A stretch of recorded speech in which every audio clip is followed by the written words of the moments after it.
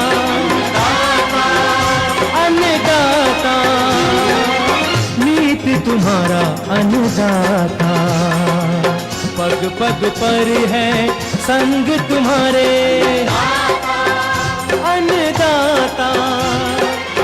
लहू किसानों का बन के पसीना सींचता है धरती का सीना, मेहनत का तेरी हक दिलवाने, नई तकनीक नई खोज बताने। पशुधन को गुणवान बनाना, पौध सुरक्षा को सिखलाना, खेती के सब गुर समझाने, भारत का सरताज बनाने, आठों पहर है संग तुम्हारे अन्नदाता, अन्नदाता। नमस्कार, मैं हूं शुभि मिश्रा और आप सभी दर्शकों का अन्नदाता कार्यक्रम में बहुत बहुत स्वागत करती हूं। देश के हर व्यक्ति के जीवन में किसानों का अहम योगदान है, क्योंकि किसान ही हमारे लिए अन्न को उपजाते हैं और देश के हर व्यक्ति को खाना प्रदान करते हैं, और इसीलिए उन्हें अन्नदाता भी कहा जाता है। और ऐसे ही किसानों को खेती बाड़ी की नई तकनीकी जानकारी देने की कोशिश हम करते हैं। तो चलिए कार्यक्रम की शुरुआत करने से पहले देखते हैं क्या है आज के अन्नदाता में खास। अच्छे उत्पादन के लिए धान की फसल में किए जाने वाले जरूरी कार्य।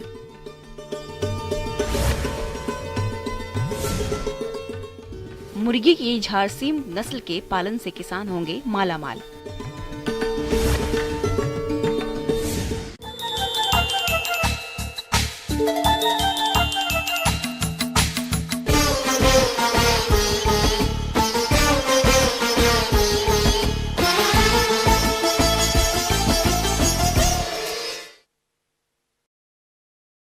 धान की फसल से अधिक पैदावार मिले, इसके लिए शुरुआत से ही सही प्रबंधन करनी पड़ती है। अभी धान की फसल बढ़वार की अवस्था पर है और इस अवस्था पर फसल में कुछ खास प्रबंधनों को करने की जरूरत होती है, नहीं तो खेत में खरपतवारों की अधिकता और कीट रोग के कारण फसल की बढ़वार बाधित होने लगती है। तो धान की फसल में इस समय कौन कौन से प्रबंधनों को अपनाना है, चलिए जानते हैं कृषि विज्ञान केंद्र जिला दरभंगा के कृषि वैज्ञानिक डॉक्टर दिव्यांशु शेखर से।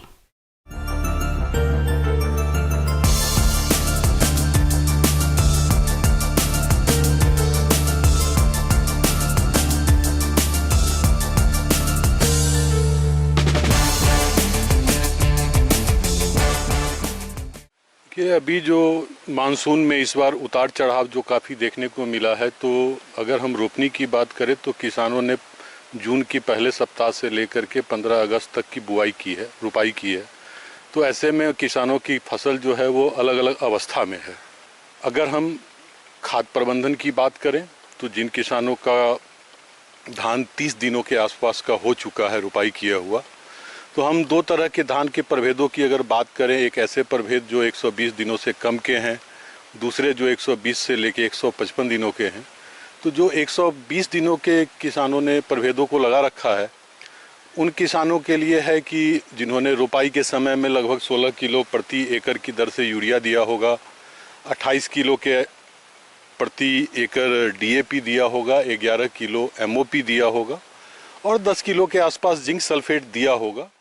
इस समय खड़ी फसल में यूरिया के प्रयोग करने की जरूरत है।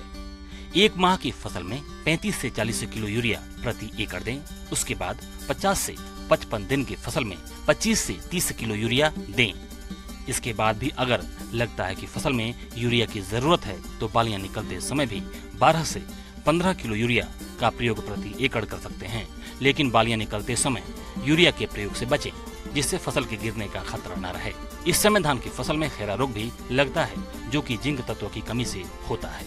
इसमें पत्तियों पर हल्के पीले रंग के धब्बे बनते हैं, जो बाद में कत्थई रंग के हो जाते हैं।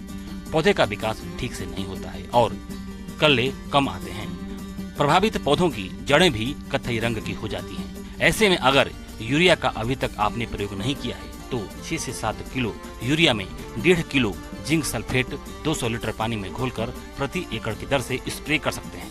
अगर आपने यूरिया का प्रयोग फसल में कर लिया है तो 1 किलो चूने के पानी में 1.5 किलो जिंक सल्फेट 200 लीटर पानी में घोलकर प्रति एकड़ में स्प्रे कर सकते हैं। कीट व्याधि की बात करते हैं तो सामान्यतः धान में पत्ती लपेटक कीट का सबसे ज़्यादा प्रकोप पाया जाता है। तो इसमें हमारी पत्तियां आपस में सिकुड़ जाती हैं, बाद में वह सफ़ेद हो जाती हैं, जिससे कि फोटोसिंथेसिस को भी इफेक्ट करता है और हमारी उत्पादकता को कम करता है। ये बहुत आम तौर पे पाए जाने वाला रोग है और जब मौसम अनुकूल होता है तो ऐसे में हमारे पौधों में हरियाली अधिक होती है तो इसका प्रयोग और बढ़ जाता है। तो इससे नियंत्रण के लिए हमको प्रोपोनोफॉस जो रसायन है वो 1.5 ml प्रति लीटर के दर से अपने खेतों में छिड़काव करना चाहिए, जिससे इसका नियंत्रण हो जाता है। एक तना छेदक रोग का भी प्रकोप पाया जाता है, जिसमें कि हमें क्लोरोपोरिफास जो है वो 1 ml प्रति लीटर की दर से स्प्रे करने पे इसका नियंत्रण हो जाता है। रोगों में आजकल जीवाणु झुलसा फसल में देखा जा रहा है। जीवाणु झुलसा में पत्तियां ऊपर से नुकीले आकार में और किनारे किनारे से हल्का पीला होकर सूखने लगती है। इसको कंट्रोल करने के लिए स्ट्रेप्टोसाइक्लिन 6 ग्राम और कॉपर ऑक्सीक्लोराइड 300 ग्राम 200 लीटर पानी में घोलकर प्रति एकड़ की दर से छिड़काव करें। किसान भाइयों, अब लेते हैं एक छोटा सा ब्रेक।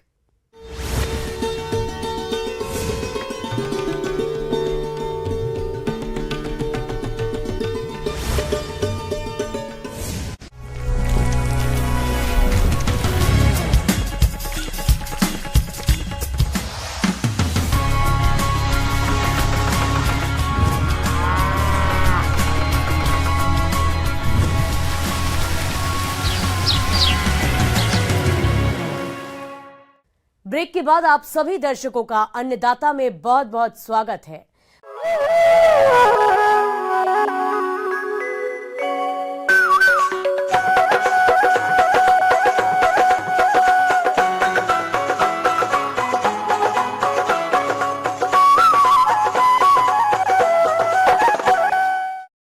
खुद का व्यवसाय शुरू करने की चाहत रखने वालों के लिए मुर्गी पालन का एक मुनाफे वाला व्यवसाय साबित हो सकता है, क्योंकि इस व्यवसाय को शुरू करने के लिए बहुत ज्यादा पूंजी की आवश्यकता नहीं होती है। और खासकर देसी मुर्गियों की बात करें तो आजकल इनकी कई नई प्रजातियां विकसित हो चुकी है, जैसे कि दुकाजी नस्ल। एक ऐसी ही मुर्गी की नस्ल है झारसीम। तो इसकी क्या विशेषता है और इसको पालने के क्या क्या फायदे हो सकते हैं, जानते हैं इस खास रिपोर्ट के माध्यम से।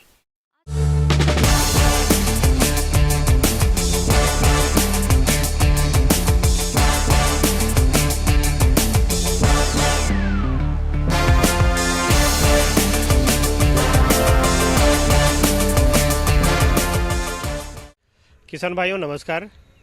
जैसा कि हम सभी जानते हैं, हमारे भारत देश में कृषि के साथ साथ पशुपालन का बहुत ही एक अन्योन्य संबंध रहा है। पशुपालन के चाहे क्षेत्र में चाहे मुर्गी पालन हो, गाय भैंस भेड़ बकरी कुछ भी हो, लेकिन वो ज़रूर रखते हैं जिससे कि सालों भर उनकी एक आय आती रहे। इस क्रम में कहें तो अभी के संदर्भ में मुर्गी पालन भी एक बहुत अच्छा व्यवसाय साबित हो रहा है। और ब्रॉयलर के कहें या जो लेयर्स हैं अंडे के उत्पादन में कहें या बैकयार्ड पोल्ट्री में, तीनों ही स्तर में हमारा जो फार्मिंग का स्टैंडर्ड है वो बहुत ही ऊपर गया है। तो उसी क्रम में झारखंड में ये जो बिरसा कृषि विश्वविद्यालय के द्वारा एक बहुत ही अच्छी किस्म विकसित की गई है, जिसका नाम है झारसीम। झारसीम ऐसे नाम से भी लगता है, ये दो यहाँ के लोकल नेम में दो का नाम जुड़ा हुआ है, वहाँ पर झार और सीम। एक्चुअली झार टर्म जो है वो झारखंड से है और सीम मतलब यहाँ के लोकल जो मुन्नारी लैंग्वेज में सीम मतलब मुर्गी को कहा जाता है। इस कारण झारखंड के मुर्गी के नाम पे ऐसे कहें तो झारसीम नाम रखा गया है। पर ये डुअल पर्पस बर्ड के लिए, कहने का मतलब जो किसान भाई अंडा और मांस दोनों के लिए मुर्गियों का किस्म अगर कोई पालना चाहते हैं तो उसमें झारसीम क्या किस्म भी एक बहुत ही अच्छा परफॉर्म करने वाली किस्म है। रांची में स्थित बिरसा कृषि विश्वविद्यालय ने देसी मुर्गा और मुर्गी की नई प्रजाति झारसीम विकसित की है। ये मुर्गियां सामान्य देसी मुर्गियों की तुलना में 4 गुना तेजी से विकसित होती हैं और देसी मुर्गियों की तुलना में एक साल में 2.5 गुना से अधिक अंडे देती हैं। इनके अंडे सामान्य देसी मुर्गी के अंडे से लगभग दोगुने वजन के होते हैं। ये एक साल में 120 से 150 तक अंडे देती है, जबकि आमतौर पर देसी मुर्गियां सालाना 60 अंडे देती हैं। किसान भाइयों कहें तो ये जो नस्ल है, ये जो किस्म है, इसको हम लोग कई अलग अलग प्रजाति के संकरण से यहाँ के द्वारा, जो हम बात कर रहे थे बिरसा कृषि विश्वविद्यालय के साइंटिस्ट के द्वारा विकसित की गई है। इसका जो रंग होता है बिल्कुल गांव के मुर्गियों के जैसा ही मिला जुला कलर होता है, कई मल्टी कलर्स के होते हैं, जिसे देखने में ये काफ़ी आकर्षक लगते हैं। और इनका शरीर काफ़ी सुडौल होता है और बहुत एक्टिव होते हैं, जिसके कारण ये गांव के जो वातावरण है वहाँ पर काफ़ी अच्छी तरह से अपने को अनुकूलित कर लेते हैं। साथ साथ इसमें कुछ मुर्गियाँ, इसके जो किस्में है उसमें ब्रूडिनेस भी देखा गया है। ये वहाँ से अपने अंडे को सेकर नेचुरली जो हैचिंग होता है ना, ये चूजा भी निकाल लेते हैं। तो ये किसानों के लिए एक बहुत अच्छा चीज़ होता है। झारसिम मुर्गी प्रजाति का विकास किसानों की आय में बढ़ोतरी के दृष्टिकोण से किया गया है। अंडा और मांस दोनों के उत्पादन में यह प्रजाति अब बेहतर परिणाम दे रही है। झारसिम मुर्गी ब्रॉयलर और सामान्य देसी मुर्गी की तुलना में ग्रामीण परिवेश में सहजता से ज्यादा दिन जीवित रह सकती है। अनुकूल वातावरण नहीं रहने पर भी इस प्रजाति के मुर्गा मुर्गी अच्छी तरह से अपना जीवन निर्वाह कर लेते हैं और इनके आहार के लिए भी अतिरिक्त दाना मिश्रण की व्यवस्था करने की जरूरत नहीं होती है। इनके जो मांस वृद्धि दर भी देखें तो डुअल पर्पस में बाकी जो भारत के अन्य अन्य जगहों से विकसित की हुई प्रजातियां हैं उनसे ये कहीं पर भी कम नहीं होते हैं। ये 3 से 4 महीने में इनके जो शरीर वजन है ये 1200 से 1500 ग्राम तक अचीव कर लेते हैं और ये किसान भाइयों के लिए बहुत ही अच्छा होता है। इनके इस वजन को प्राप्त करने के लिए आपको कोई बहुत ज़्यादा अतिरिक्त दाना मिश्रण पर निर्भरता नहीं रहती है। इनका अंडे देने की जो क्षमता है ये शुरुआत होती है करीब 5 से 6 महीने के आसपास में ये अंडा देना शुरुआत कर देती हैं। इनके अंडे का रंग भी जैसे देसी बर्ड का रंग में जो ब्राउन कलर का सेल, एग सेल जो ब्राउन कलर का होता है, भूरा रंग का, उसी तरह का होता है, जिसके कारण बाज़ारों में भी इसकी डिमांड बहुत अच्छी होती है। इनकी इस किस्म के मुर्गियों की अगर अंडा देने की क्षमता की बात करें तो इसमें भी ये काफ़ी अच्छा साबित हो रहे हैं। साथ साथ जो मेल होते हैं उनमें भी देखा गया है कि वजन वृद्धि भी अच्छा होता है। तो किसान भाइयों, ये झारखंड में तो हम ग्रामीण जो सुदूर ग्रामीण क्षेत्रों में इसकी परफॉर्मेंस अच्छी देख ही रहे हैं। इसके आसपास के भी राज्यों में जैसे नॉर्थ ईस्ट में आसाम, घाटी, इन सबों में देखा है, छत्तीसगढ़ में बहुत सारे डेमोस्ट्रेशन बिहार में हुए हैं, उड़ीसा में भी इसके डेमोस्ट्रेशन हुए हैं और सब जगह से ये देखा गया है कि इनके जो ग्रामीण परिवेश में इनका परफॉर्मेंस बहुत ही अच्छा रहा है। प्रदेश के किसान कृषि विज्ञान केंद्र, कृषि विश्वविद्यालय और कृषि विभाग से सामान्य प्रशिक्षण लेकर मुर्गी पालन व्यवसाय की शुरुआत कर सकते हैं। झारसिम मुर्गी के चूजों को आप बिरसा कृषि विश्वविद्यालय रांची या अपने नजदीकी कृषि विज्ञान केंद्र से प्राप्त कर सकते हैं। बस ध्यान देने की ज़रूरत है कि मुर्गी पालन में बाकी जो प्रबंधन पर हम ध्यान देते हैं उसी तरह से यहाँ पर भी आपको छोटे छोटे प्रबंधन पर ध्यान रखने की ज़रूरत पड़ेगी। विशेष करके हम आपको ध्यान दिलाना चाहेंगे, इनके चूजे जब आप कहीं से भी परचेज करते हैं, ऐसे इनके चूजे आप बिरसा कृषि विश्वविद्यालय से बहुत आसानी से प्राप्त कर सकते हैं। आप जब चूजा ले जाते हैं तो ब्रूडिंग पर विशेष ध्यान रखें। इसके साथ पोषण पर विशेष ध्यान रखने की जरूरत तो नहीं है, फिर भी अतिरिक्त पोषण अगर आप देते हैं तो आपको बाकी जो देसी मुर्गियां हैं उनसे और भी बेहतर इसके परिणाम मिल सकते हैं। ये तीनों चीज़ को देखते हुए आप अपने आवास की व्यवस्था में जो परिवर्तन करना हो उसको आप अवश्य करेंगे तो आपको इसके क्षमता के अनुसार जो शरीर वृद्धि है वो मिलेगी और पक्षियों में जो रोग प्रतिरोधी क्षमता अधिक से अधिक है उसको अब लाभ भी आपको मिलेगा। आगे और भी है खेती बाड़ी से जुड़ी हुई बहुत सी रोचक जानकारियां। यहां रुकेंगे एक और छोटे से ब्रेक के लिए।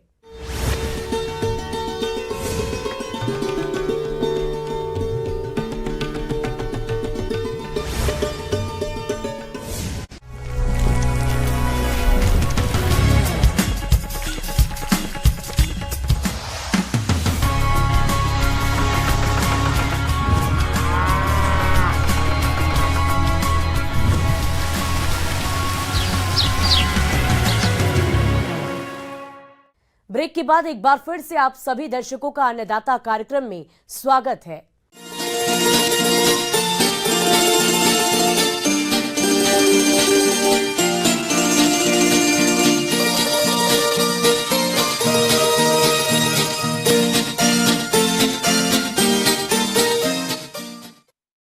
आजकल कृषि क्षेत्र में नई नई तकनीकें इजाद हो रही है जिससे सभी किसानों को फायदा हो रहा है।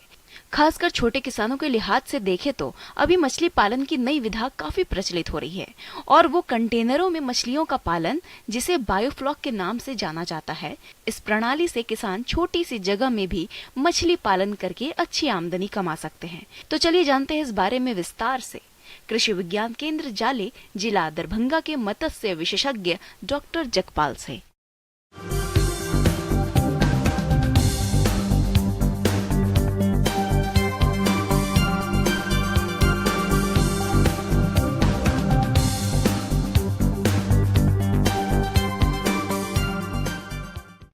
बायोफ्लॉक तकनीक, बायोफ्लॉक एक नई तकनीक है जो किसान भाइयों के लिए हमारी बहुत ही कारगर तकनीक है। जैसा कि आप सभी जानते हैं कि हमारे आज के दिन में जो है सभी किसान भाइयों के पास तालाब नहीं होते हैं। 1 हेक्टेयर या 2 हेक्टेयर जैसा भी है, तालाब नहीं होते हैं। वो इस तकनीक को अपना सकते हैं। मछली की बढ़ती खपत को देखते हुए मत्स्य पालक उत्पादन को बढ़ावा देने के लिए नई तकनीक को अपना रहे हैं। इसके लिए कम पानी और कम खर्च में अधिक से अधिक मछली उत्पादन करने के लिए बायोफ्लॉक तकनीक अपनाया जा रहा है। बायोफ्लॉक तकनीक एक आधुनिक व वैज्ञानिक तरीका है। बायोफ्लॉक तकनीक के माध्यम से किसान बिना तालाब की खुदाई किए एक टैंक में मछली पालन कर सकते हैं। इसके लिए हमें ज़्यादा स्पेस की ज़रूरत नहीं है, थोड़े से स्पेस में भी किसान भाई कर सकते हैं। इसमें मुख्यतः हमको करना क्या होता है, एक टैंक होता है, टैंक जिसकी जो है डायामीटर जो है 4 मीटर होता है। 4 मीटर के भी ले सकते हैं, उससे कम भी ले सकते हैं, लेकिन मेनली जो अभी किसान भाई तर लेते हैं वो 4 मीटर उसका डायामीटर होता है और 1.5 मीटर उसकी जो है हाइट होती है। और उसका जो है करीब उसमें लगभग 5,000 से लेकर 15,000 लीटर या 20,000 लीटर तक की ये टैंक आते हैं और इन टैंक को सर्कुलर फॉर्म में बनाते हैं। एक हम उदाहरण दे करके बताते हैं अपने किसान भाइयों को कि अगर हम 15,000 लीटर का टैंक लेते हैं तो उसमें हम जो है करीब 12,000 लीटर पानी भरेंगे और 1.2 मीटर उसकी हाइट रखेंगे और उस टैंक में हम जो मछलियाँ स्टॉकिंग करेंगे वो करीब जो है कि 1,000 लीटर पानी में हम लोग 100 मछलियाँ रख सकते हैं। तो एक 15,000 लीटर टैंक में जो 15,000 लीटर के बायोफ्लॉक टैंक्स में हम लोग जो है करीब जो है 1,000 पीस मछली के रख सकते हैं। इस तकनीक के लिए सबसे पहले सामान्य सीमेंट या तारपोलिन के टैंक की जरूरत होती है। इसी के साथ एयरेशन सिस्टम, बिजली की उपलब्धता, प्रोबायोटिक्स और मछली बीज का प्रबंधन भी मछली पालन की बायोफ्लॉक तकनीक के लिए बेहद जरूरी है। इसके लिए आपको प्रशिक्षण लेना होगा, साथ ही 24 घंटे बिजली की उपस्थिति होना जरूरी है। इसके लिए आप सोलर पैनल का इस्तेमाल कर सकते हैं, जिससे अतिरिक्त खर्चों में भी बचत होगी। इस तकनीक ये मुख्यतः जो तकनीक है बायोफ्लॉक, इसमें होता क्या है कि जो है जो बायोफ्लॉक है, बायोफ्लॉक होता ये है कि इसमें हमारे जो बैक्टीरिया होते हैं, माइक्रो ऑर्गेनिजम्स होते हैं, इनका एक असेंबलेज होता है। जो जैसे कि इसमें बैक्टीरिया है, फंजाई है, फ्लॉक्स है, तो इनको क्या होता है कि मछलियाँ इन्हीं को खाती हैं। ये एक एज ए माइक्रोबियल प्रोटीन का काम करता है।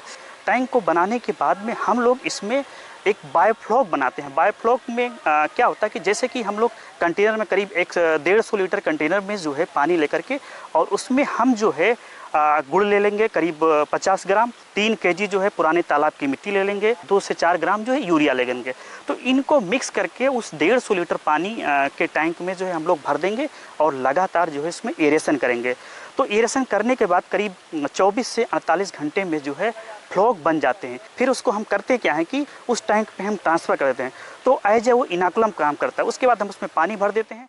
बायोफ्लॉक विधि में मछली पालन में भी जैविक विधि अपनाई जाती है। बायोफ्लॉक विधि में जार में बैक्टीरिया पैदा की जाती है। ये बैक्टीरिया मछली के 20% मल को प्रोटीन में बदल देता है। मछली इस प्रोटीन को खा लेती है। बचा मल जार में नीचे जमा हो जाता है। इसे टोटी के जरिए निकाल दिया जाता है और मछलियों को कोई नुकसान नहीं होता।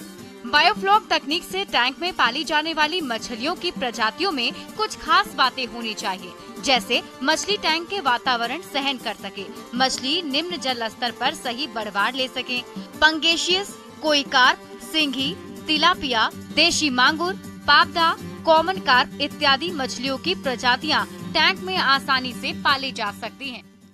अगर हम बात करें कि तिलापिया अगर हम लेते हैं तो 1000 मछली अगर हम स्टॉक करते हैं उसमें लगभग 20% मोर्टेलिटी होगी, तो हमारा 80% सर्वाइवल रेट मिलेगा।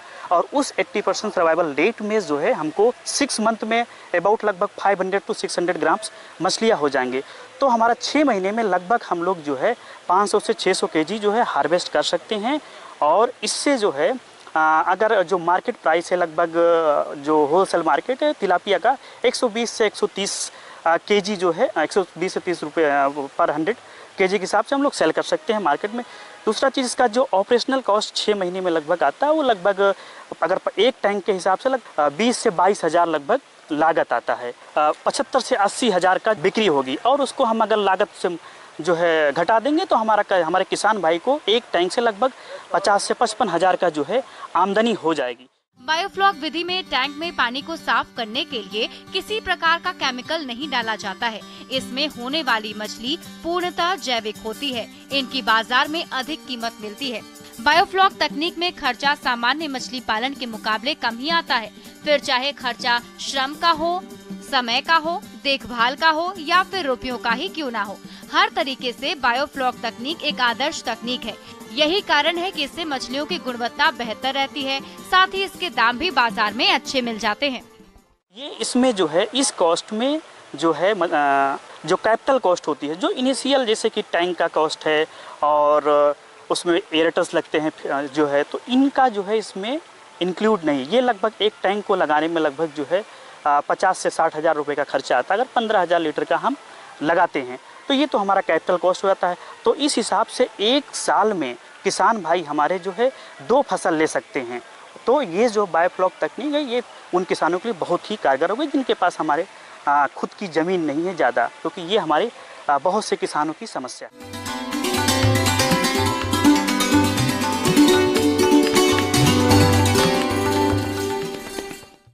अब समय हो गया है प्रदेश के किसानों द्वारा अन्नदाता निःशुल्क फोन के माध्यम से पूछे गए समस्याओं के समाधान का। आज की अन्नदाता हेल्पलाइन में हमने जिस प्रश्न को शामिल किया है उसे पूछा है गांव कर्मा जिला रोहतास के राहुल कुमार ने।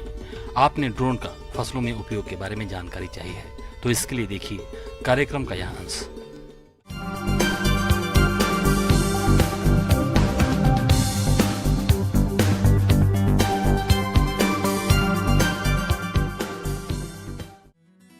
दुनिया भर में कृषि कार्यों के लिए आर्टिफिशियल इंटेलिजेंस और ड्रोन का उपयोग बढ़ रहा है। भारत में भी सरकार कृषि क्षेत्र में तकनीक के उपयोग को बढ़ावा दे रही है ताकि बेहतर उपज के साथ साथ किसानों की आय में भी वृद्धि हो। कृषि ड्रोन खेती के आधुनिक उपकरणों में से एक है जिसके इस्तेमाल से किसानों को काफी मदद मिल सकती है। ड्रोन पद्धति के कुछ लाभ हैं। जैसे प्रमुख लाभ तो ये है कि आप जो करीब आप 200 लीटर या 500 लीटर से 1 हेक्टेयर एरिया में कहीं ना कहीं स्प्रे करते थे, वो कहीं ना कहीं आप 10 से 15 या 20 लीटर में आप स्प्रे कर पाएंगे। आपका जो स्प्रे है वो इतना एफिशिएंट या प्रिसाइज होगा कि पत्ती के हम पाते हैं कि केवल ऊपरी सिरे पे जब हम स्प्रे करते हैं तो वो नीचे की तरफ के पत्ती की सतह तक नहीं पहुंच पाता। लेकिन ड्रोन क्योंकि जब उड़ता है तो इसकी हवा से भी पत्तियां हिलती हैं, तो इसमें हम पाते हैं कि प्रिसीजन या एफिशिएंसी 100% है। पत्तियां दोनों तरफ से भीगती हैं और कम पानी से भीगती। तीसरा बड़ा लाभ ड्रोन का पाएंगे ये है कि आपकी ह्यूमन इंटरवेंशन, या क्योंकि बहुत सारे केमिकल जहरीले होते हैं और उनसे लोगों को नुकसान हो सकता है, आपको मास्क लगा के वो सब काम करने होते हैं। लेकिन जब आप ड्रोन से ये स्प्रे या केमिकल का यूज़ करेंगे तो आप किसी तरह की ह्यूमन इंटरवेंशन से बचते हैं, और वो आप क्योंकि इससे कर रहे हैं तो किसी भी तरह की आप पाएंगे कि टॉक्सिक रिजल्ट्स या उस तरह की चीज़ों से आप निजात पाएंगे और उनसे आप अपने आप को अलग रख पाएंगे। सबसे बड़ी बात कि जो काम आप 1 हेक्टेयर में करीब 8 या 10 घंटे में कर पाएंगे वो आप केवल 15 मिनट में कर पाएंगे, जो कि एक प्रिसीजन एग्रीकल्चर में बहुत ही इम्पोर्टेंट होता है। साथ ही जिन क्षेत्रों में मजदूरों की समस्या रहती है वह ड्रोन उनकी कमी को काफी कम खर्चे में दूर कर सकता है। और इसका सबसे बड़ा फायदा ये होगा कि सही समय पर खेतों में कीट प्रबंधन किया जा सकेगा। ड्रोन कई प्रकार के सेंसर से लैस होता है। इसके लिए इसका खेती बाड़ी क्षेत्र में इस्तेमाल करने से कई फायदे हैं। जैसे यदि बड़े क्षेत्र में सिंचाई हो रही है तो ड्रोन की मदद से निगरानी में मदद मिल सकती है। उन क्षेत्रों में पहचान कर सकते हैं जो बहुत शुष्क है। इससे किसान को पूरे क्षेत्र में बेहतर सिंचाई में सहायता मिल सकती है। ड्रोन सर्वेक्षण से फसलों की जल ग्रहण क्षमता, जल रिसाव, फसलों में कीट और बीमारियों का प्रकोप, फसलों का डाटा रखने में सहायता, मृदा विश्लेषण सहित कई कार्यों में सहायता मिलती है। मल्टी स्पेक्ट्रल सेंसर बीज रोपण के पैटर्न, पूरे क्षेत्र की मिट्टी का विश्लेषण, सिंचाई और नाइट्रोजन स्तर के प्रबंधन के लिए उपयोगी डाटा को हासिल करने में मदद कर सकता है। और ड्रोन चलाते समय कुछ बातें जैसे मशीन का उपयोग तेज हवा चलने के दौरान नहीं करें। प्रशिक्षित युवा ही ड्रोन को चलाएं। ड्रोन का उपयोग DGCA के नियमों के अनुसार ही करें। ड्रोन को उड़ाते समय उसकी गति 8 मीटर प्रति सेकंड और जमीन से ऊंचाई लगभग 1 से 3 मीटर रखें। दवा का प्रयोग सही मात्रा में करें और उपयोग करने से पहले सभी यंत्रों जैसे नोजल, सेंसर आदि की जांच जरूर करें। किसान ड्रोन को किसान ड्रोन कार्यक्रम के तहत कृषि समूह बनाकर आसानी से खरीद सकते हैं। इसके लिए किसानों को भारत सरकार की DGCA संस्था से 7 दिन का प्रशिक्षण लेना होगा। इसमें किसानों को ड्रोन को सुचारू रूप से चलाने की सारी तकनीकियां, नियमों और सावधानियों के बारे में प्रशिक्षण दिया जाता है, जिसका कोर्स कर किसान आसानी से ड्रोन का उपयोग कर सकते हैं। तो सभी तरह से एक ये विन विन सिचुएशन है। अगर हम कम्युनिटी लेवल पे इस तरह की टेक्नोलॉजी को अपनाते हैं तो सभी के लिए ना केवल आपके रिसोर्सेज बचते हैं, आपकी एफिशिएंसीज बढ़ती हैं, केमिकल का यूज़ कम होता है, पानी की लागत कम होती है। तो हर तरह से ही ड्रोन विधि एक विन विन सिचुएशन फार्मर्स के लिए और सभी के लिए।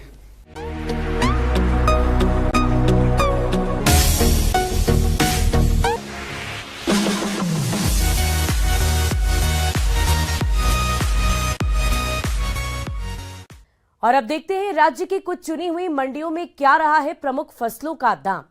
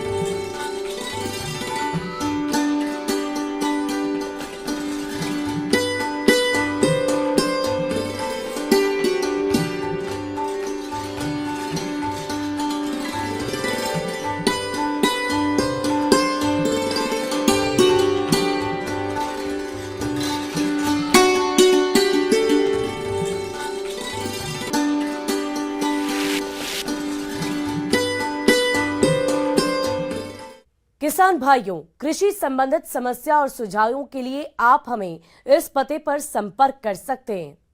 प्रोड्यूसर अन्नदाता, news 18 Bihar Jharkhand, Ramoji film city, Hyderabad 501512। और साथ ही आप हमें ईमेल भी कर सकते हैं।